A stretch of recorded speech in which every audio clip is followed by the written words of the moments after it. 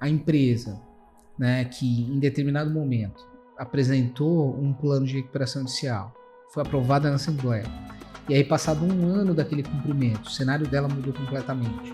Ela pretende, de fato, continuar, mas de uma forma diferente, ela precisa talvez aí de uma mudança estratégica dentro do plano dela, ela pode solicitar novamente uma nova Assembleia Geral de Credores para, de fato, dirimir um novo... Casos, o que você vê como fator decisivo para o sucesso na recuperação? A posição do empresário.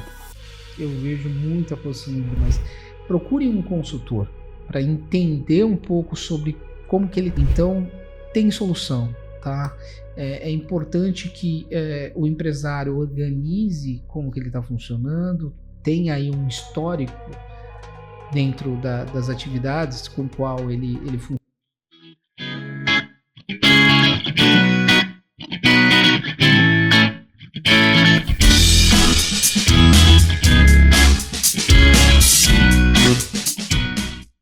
Olá pessoal, estamos de volta na parte 2, nosso episódio número 60 do Pode Simplificar. Sou Michele Francisco, contadora, analista tributária e especialista em BPO financeiro. Estou aqui com a minha querida parceira de podcast, doutora Laís Freire. Oi, Lá. Oi, Mi. Oi, pessoal. Bom dia, boa tarde, boa noite. Meu nome é Laís Freire, sou advogada, especialista em direito tributário e também com o nosso convidado de hoje, Dr. Matheus Correia. Oi, Matheus, bem-vindo de volta. Obrigado, Laís, obrigado, Michele. Vamos falar um pouco mais sobre recuperação. Vamos sim, uma honra em ter você aqui com a gente na parte 2 e nós deixamos uma pergunta no ar. Deixamos. Uma pergunta que você está querendo saber, a gente também. Matheus começou com depende. Vamos repetir a pergunta aqui para o pessoal? Olha só, se o plano de recuperação judicial aprovado não for cumprido, o que acontece? A empresa pode ajustar ou ela vai direto para falência nesse caso? Eu coloquei depende porque depende mesmo. E eu vou trazer aqui, eu gosto de trabalhar muito com exemplo, que dá para a gente visualizar um pouco a questão. Via de regra, tá? O inadimplemento do plano de recuperação judicial enseja a convolução da RJ em falência, né?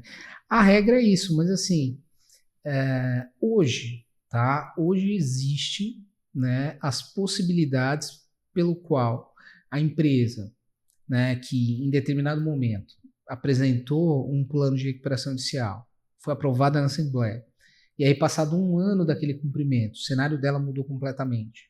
Ela pretende, de fato, continuar, mas de uma forma diferente, ela precisa talvez aí de uma mudança estratégica dentro do plano dela, ela pode solicitar novamente uma nova Assembleia Geral de Credores para, de fato, dirimir um novo plano, né, que a gente fala.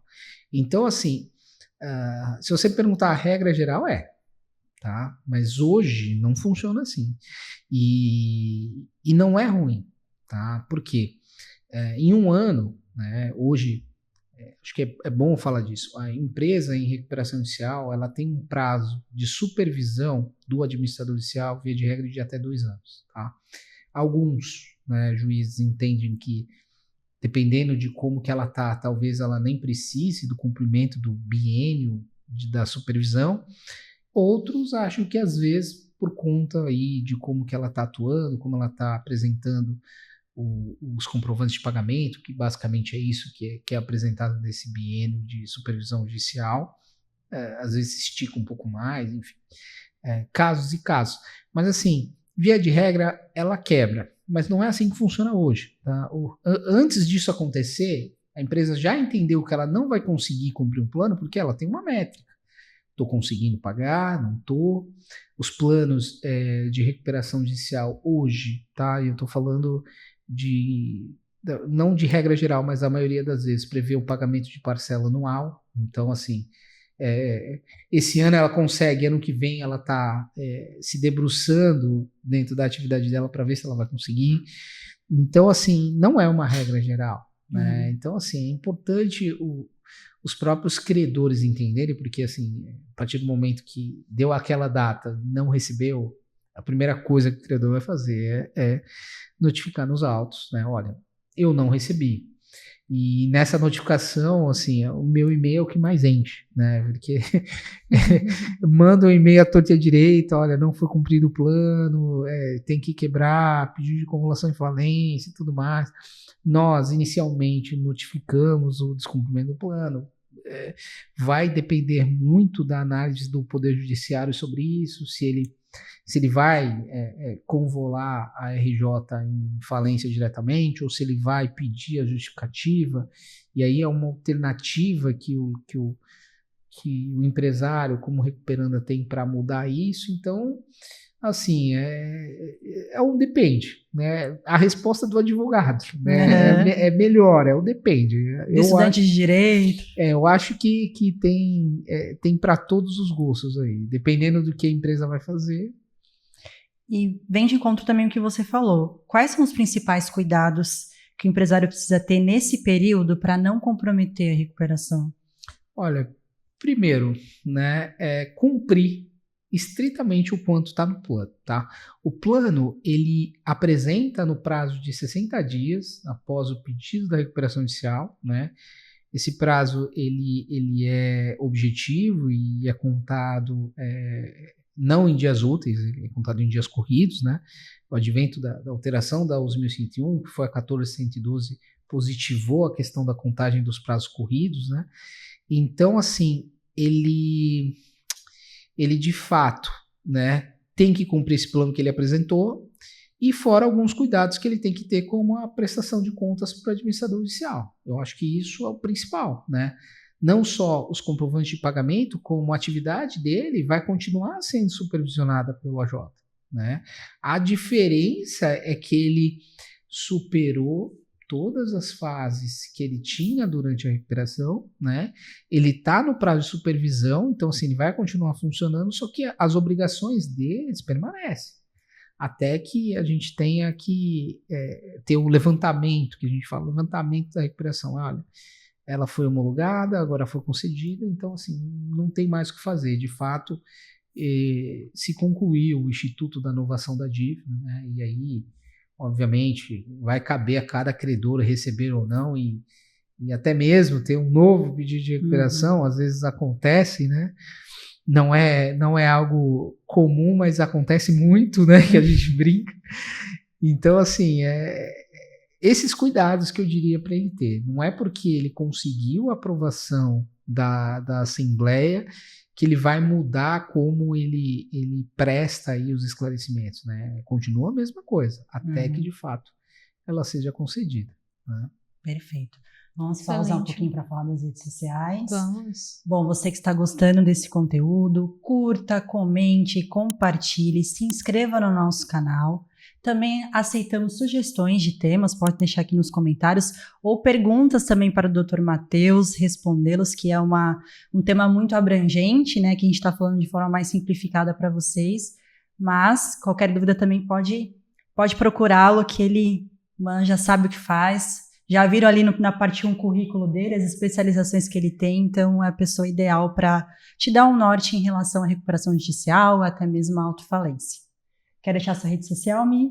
Quero sim. Você me encontra ali no michele.sfrancisco e no @mfgroup. E o meu LF ADV Consultoria. Nós vamos deixar também o contato aqui do Matheus, caso vocês queiram falar com ele e saber mais, né, sobre o tema. Exatamente. E, Matheus, depois de tantos casos, o que você vê como fator decisivo para o sucesso na recuperação? A posição do empresário. Eu vejo muito a posição do empresário. Por quê? De empresas para empresas, né? Quando o empresário ele realmente está à frente do negócio, que ele busca o negócio, ele quer entender como é que funciona, o que acontece, é totalmente diferente daquele empresário que só terceiriza as atividades para o advogado e para o consultor e fala, resolve, né? Eu vejo que a postura do empresário em estar próximo, procurando entender como é que funciona, né? Procurando saber se está sendo cumprido tudo que é requisitado durante a recuperação judicial. Eu vejo que esse é o fator determinante, de fato, para que a empresa tenha mais chances de êxito, tá, do que as outras. E eu digo isso porque quando a gente é nomeado, assim, eu não tenho muito, como é que se diz? Eu não tenho muita vaidade nesse aspecto. Eu troco mensagens, eu disponibilizo meu contato pessoal, então o empresário ele fala comigo, ele não fala com um advogado que faz parte da minha equipe. Então, assim, eu trato ele da forma mais educada possível, esclareço os pontos, né, separando aí, obviamente, a questão da orientação processual e propriamente de como funciona a recuperação, e vejo essa postura do empresário. Então, aquele empresário que realmente quer fazer as coisas acontecerem, ele vira o jogo, tá? Sendo bem honesto com você. Agora, aqueles que a gente só conhece no dia que vai e nem tem notícias dele mais, normalmente essas empresas que eu vejo não tem muito sucesso, né? Importante colocar, não sei se eu falei, mas o índice de empresas que saem da recuperação judicial hoje, o que eu tenho conhecimento, é menos que 5%. Né? E aí, se vocês pegarem uma margem de quantas empresas no Brasil, né, digo isso de maneira geral, em São Paulo, gigantesco, mas no Brasil você vê menos de 5%. Então eu estou falando o quê? De 100 empresas, 95 quebram, as outras 5 continuam a funcionar. Então é muito alto esse índice. Muito. Muito alto. Se eu não me engano, foi do Sebrae de 2018, 2019, talvez, enfim. Minha memória vai falhar, mas é importante fazer essa análise, né? Bom, e Matheus, quais boas práticas de gestão e prevenção podem evitar que a empresa chegue ao ponto de precisar desse tipo de medida, né? E se você acredita que buscar uma ajuda antecipadamente, jurídica ou até contábil, né, se pode realmente mudar o destino dela.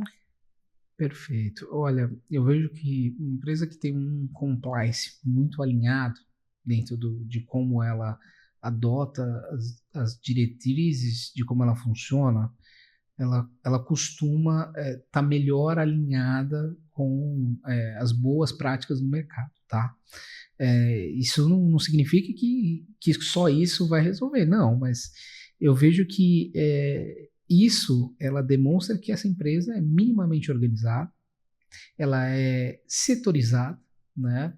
Ela tem aí atividades até mesmo de supervisão de segurança do trabalho muito bem alinhada, então elas têm as licenças específicas, né? Não tem aquela licença vencida. Então, assim, o que eu vou falar agora é a interpretação que eu tenho. Quando eu piso na empresa, eu entendo. Olha, aqui está bem alinhado, está bem direcionado, muito bem organizado, setorizado. Então, assim, eu vejo que ali existe uma organização. Agora, do contrário, eu já vi situações, tá, que eu vou até uma empresa, não tem setor, né, um conglomerado, então, às vezes fica uma dúvida, isso aqui é um coworking ou uma empresa que realmente está funcionando? Porque um está fazendo isso, está fazendo aquilo. Eu vejo isso tocando ainda na parte dos problemas, né? Quando desvirtuam a atividade que aquela empresa está fazendo. Então, quando eu digo assim, desvirtuar olha, a empresa, ela vende madeira, tá?